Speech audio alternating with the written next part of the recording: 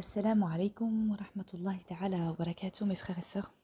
J'espère que vous allez bien ainsi que vos familles. Nous nous retrouvons aujourd'hui pour la suite des signes de la fin des temps dans la tradition islamique avec le chapitre du croissant de lune.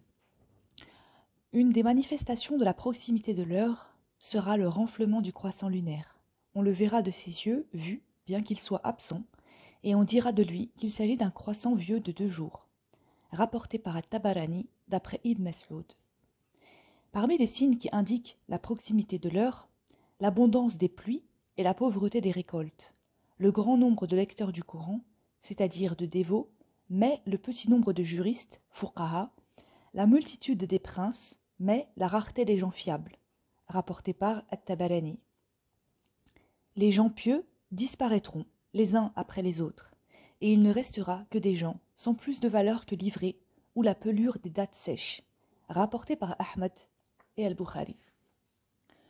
Quand les temps seront proches, il vaudra mieux pour l'homme élever un chiot que l'un de ses enfants.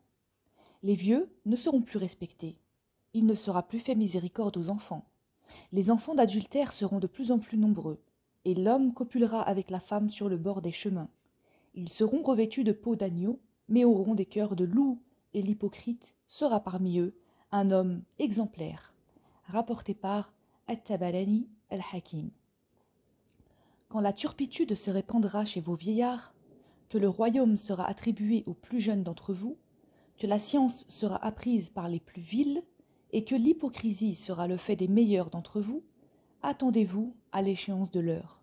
Rapporté par Ahmed ibn Majah. Wassalamu alaykum wa rahmatullahi ta'ala wa barakatuh.